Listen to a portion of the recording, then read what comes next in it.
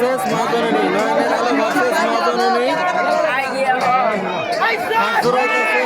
নয়নের আলো ভার্সেস মা জননী, এগুলোর প্রথম খেলা।